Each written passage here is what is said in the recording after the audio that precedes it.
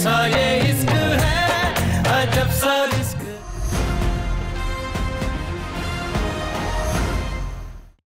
आज सिमरन राजवीर से नहीं बल्कि अपने मौत से मिलेगी।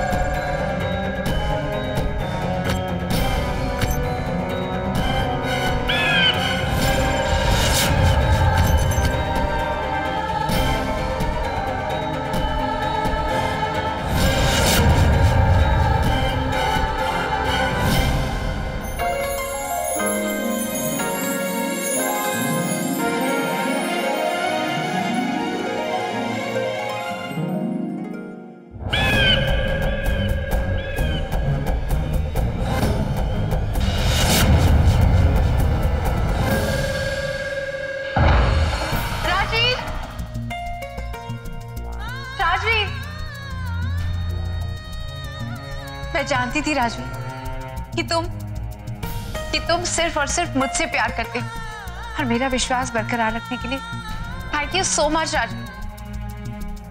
I love you Rajveer, I love you so much. Now please don't play games with me. देखो, मैं तुम्हारी फेवरेट ड्रेस पहन के आई। मैं जानती हूँ कि रज्जो के सामने तो तुम मुझे कुछ नहीं कह पाते, पर यहाँ तो तुम्हारे और मेरे सिवाय कोई भी नहीं है राजवीर। ऐसा करने लागे है सिमरन,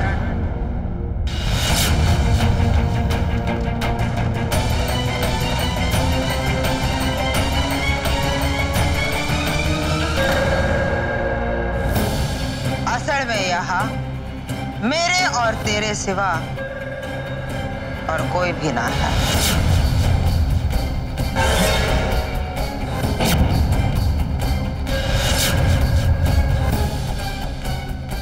माँ जी, आप? बहुत बहुत शुक्रिया। पूछ क्यों? इसलिए कि तन्ने मारी शकल तो याद से, वरना मैं तो यही सोच रही थी कि तू मैंने गुजरे वक्त समझकर भूल गई होगी। वैसे मेरी गैर हाजिरी का बड़ा फायदा उठाया तन्ने। हाँ, सुना है बहुत कहर मचा रखा है सीतन ने। छोरा तो मेरा परेशान है, साथ साथ मेरी बहू का भी जीना हराम कर रखा है तन्ने।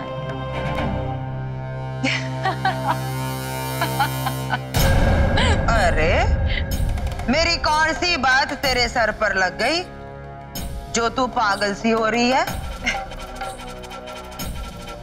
मैं तो इसलिए हंस रही थी माँ जी कि कहर मचाने वाली लोहारी किसी और के कहर की महिमा गा रही। कि इसका जिम्मा तो आपने लिया है ना। ये बड़ी बड़ी आंखें, इन आंखों में उतरा हुआ ये खून, ये खतरनाक बातें। अरे इसने देख के तो कोई यूं ही सोचेगा ना कि आपका जन्म इस धरती में सिर्फ नाश करने के लिए हुआ था। और एक बात और बताऊं आपने मैं माँ जी, कि आपका जन्म औरत के रूप में क्यों हुआ? ताकि आप औरत का नाम खराब कर सकें।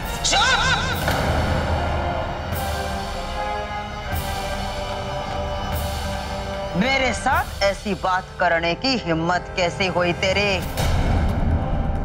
कहीं तो भूल तो ना गई कि मैं कौन हूं और क्या कर सकूं हूं?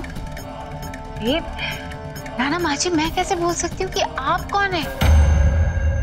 आप तो सांगवान परिवार का सबसे बड़ा धब्बा है। एक ऐसी माँ जो अपने ही छोरे की जिंदगी बर्बाद करना चाहती है।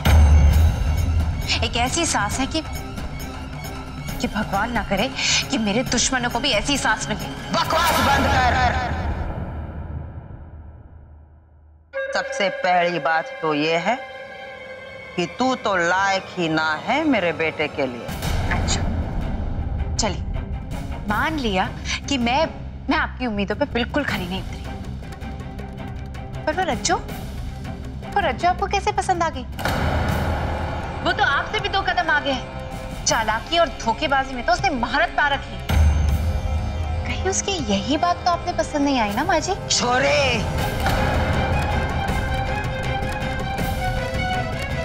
तू जरूरत से कुछ ज्यादा ही बोल रही है। पर सच बोल रही हूँ माँ जी, क्योंकि शायद आप भूल गई हैं कि इंसान जो बोवे है उसने वही काटना पड़े। आज आप मैंने राजवीर की जिंदगी से बाहर निकालने की कोशिश करी, और कल आपकी वही बहू आपको राजवीर की जिंदगी से निकाल के फेंक देगी, और फिर आप सिर्फ और सिर्फ अपने पति की अस्थियों के साथ वक्त बिताने के लिए मजबूर हो जाएंगे। ये याद रखेगा माँ जी। मानना पड़ेगा सिमरन कि तू मने बराबर के टक्कर देवे, और जो लोहारी ने टक्कर दे, लोहारी सबसे पहले उसी ने खत्म कर दिया है। ना माँ जी ना, मन्ने मारना आपके बस की बात ना है।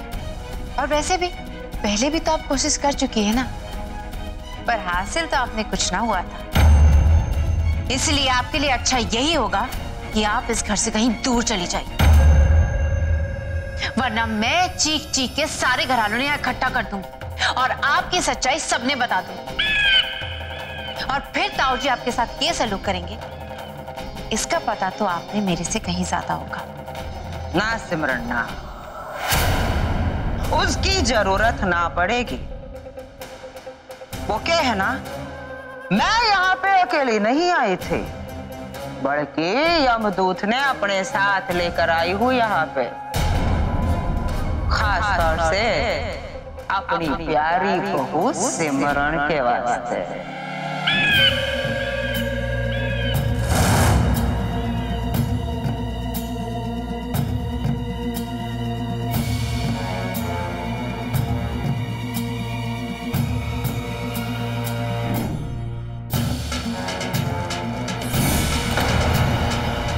सुन, ऊपर जाके मेरे बाप ने राम राम कह देना।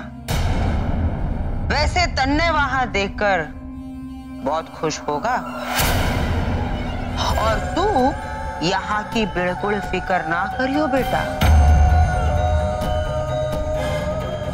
यहाँ सब यही सोचेंगे कि बेचारी अपनी टूटी हुई जिंदगी बर्दाश्त नहीं कर सकी और रात के अंधेरे में निकल गई कहीं पे, और पीछे राजवीर का ख्याल रखने के लिए मेरी बहू रज्जो तो है ही। इसलिए तन्ने भी आखिरी बार राम राम।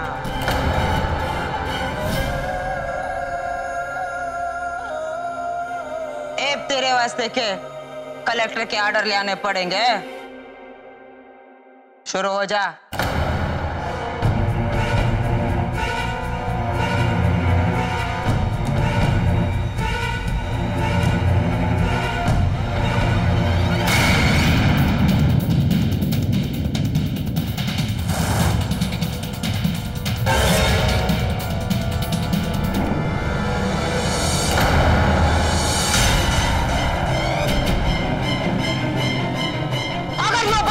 तो तुम दोनों नहीं बच पाओगे।